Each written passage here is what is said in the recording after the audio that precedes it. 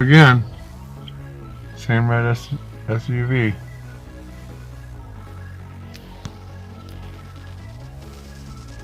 I just got back from Husky there. Got a cigar, got some drink, and people keep on driving through. Same people. Same black truck. This is his fifth pass. His last pass, I almost smashed into him, taking a left into the Esso there. Right into the Husky. Is it a Husky, an Esco commercial card lock, or a 7-Eleven? It's all three. Anyways. Now, what did I just say about it not? What did I just say? Now you gotta understand, it's a T at the end of that road from where they're coming from. And there's a T at the end of that road from where they're coming from. So why are they using this road? This is not a main road. And it was quiet until I got here. It was quiet when I left. And then when I get back, we see this whole entourage of vehicles. And now what? You can see.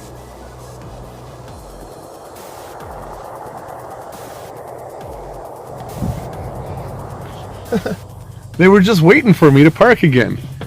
See, what you just saw there was a clusterfuck move, I call it. A clusterfuck move. This is how they try to push a person out of a space that they've chosen for the night. First, we had a few of them coming by now and then. Now, after I moved once, they thought they were being successful, when really I was just going for cigars and drinks. And then I realized, hey, those people were stoned, sitting there on the sidewalk. So I went back and asked if I could get some weed off them, and they said, we don't know what you're talking about. So I just grabbed 20 bucks out of the ATM in case I come across a dispensary, and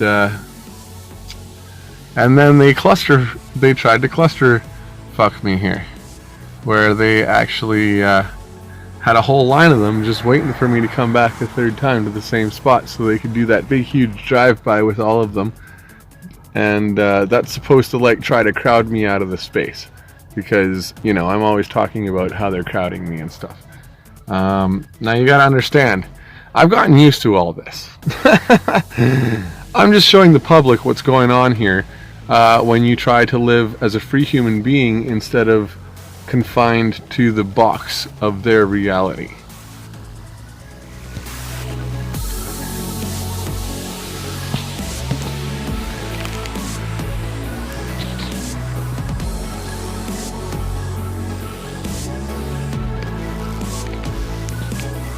Notice something. This black truck that has passed by like 6 or 10 times.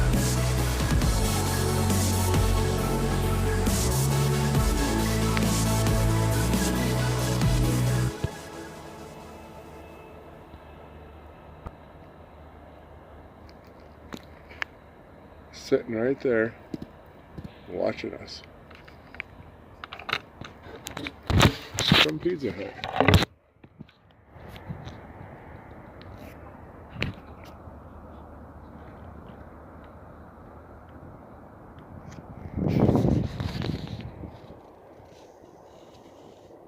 Oh, I just saw a shooting star.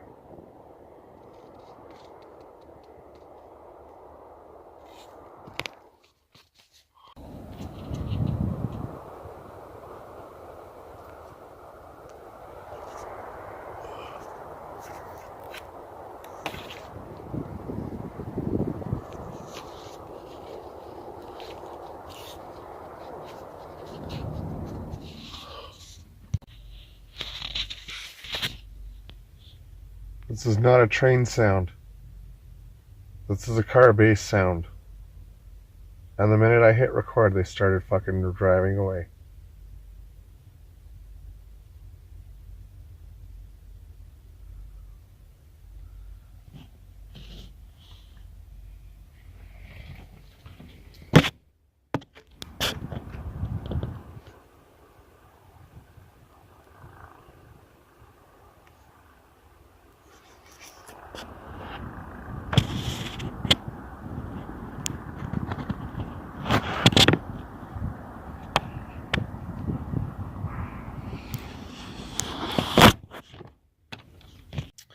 Alright, so between Dryden, Ontario and Thunder Bay, Ontario was a day of hell. We didn't get very far very fast. The fact is that the problem started at Canadian Tire. Superior Propane wanted $1.29 a liter for propane. What? Fuck you. Canadian Tire at least wanted 99 cents a liter, but they would only fill canisters. So I got my canisters filled up. We left. The fact is they weren't willing to offer us a decent deal on the tires. Dad couldn't afford them at the time. I just pumped up my tires and we went. Now, the rest of the day was hell because we went from small town to small town, and all I could do was fill up my canisters and keep putting my canisters, half of what's in my canisters, into the into the gas tanks. So you can imagine there were quite a few stops to put fucking propane into my gas tank from a canister, running out of gas, putting propane into my tank from a canister, running out of gas, putting propane into a tank from a canister, running low on gas, and having vapor lock occur in my lines so that the gas, so the liquid propane would turn into gas in my lines and then seize up the lines temporarily. And when I'd stop for a couple minutes, I could start up the engine again, and the warmth of the air around it would release the vapor lock, and I could drive again up until more vapor lock appeared.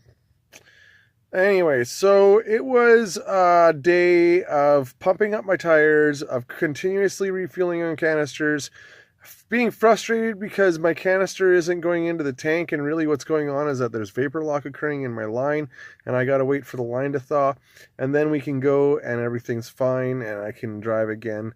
And I only get about 20-30 kilometers, and then I gotta put more gas in my tank from the canisters, and oh my god, it was just a clusterfuck.